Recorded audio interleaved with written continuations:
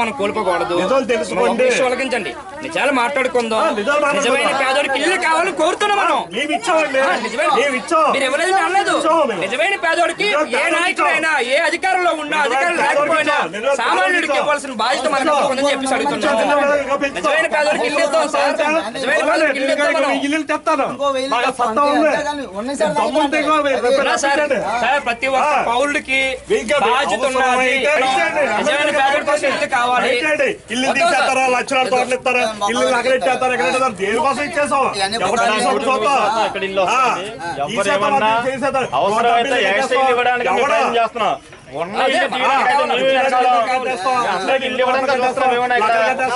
ఉన్నట్టుంటారు, నేను లేనట్టు ఉంటాను. మొన్న రేకుల చెట్లు పడిపోయినట్టుకో, మొన్న రేకుల చెట్లు పడిపోయినట్టుకో అద్దెలు ఉన్న వాళ్ళు సామాన్లు పోనాయి, అద్దెలు ఉన్న వాళ్ళు సంక్రాంతి పోనారు, ఇంటి వాళ్ళు వచ్చి డబ్బులు తింటే వెళ్ళిపోయారు. ఈ ముందు పరిస్థితిగా ఉంది. ఇచ్చులు పోనాయి, బీరువాలు పోనాయి, టేబుల్ ఫ్యాన్లు, సీలింగ్ ఫ్యాన్లు అన్ని పోనాయి.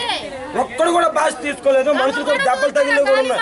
కానీ మొన్న అకౌంట్ లోనే 5,000 గవర్నమెంట్ యాత్ర తరగన 100 వానరులు వచ్చారు, దీనికి వెళ్ళిపోయారు. కానీ ఇంట్లో ఉన్న పరిస్థితి కూడా ఏ రాజకీయ నాయకుడు కూడా ఇక్కడికి వచ్చి అడగలేదు.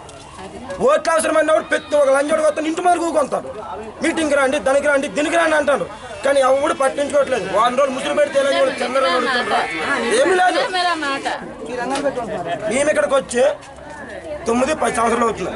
10 సంవత్సరాలు కాంచి ఇదే ఇల్లు అద్దె 500 అద్దె కట్టుకుంటాను. 2 నెలలు కట్టినా కట్టకపోయినా సరే ఇంకా అలాగ ఉంటాను. కానీ మాకు మటుగా కూలికెళ్తే కొండ లేకపోతే లేదు. కానీ మా గతి ఇంతే. మా గతి ఎవరు లేదు, ఏమి లేదు.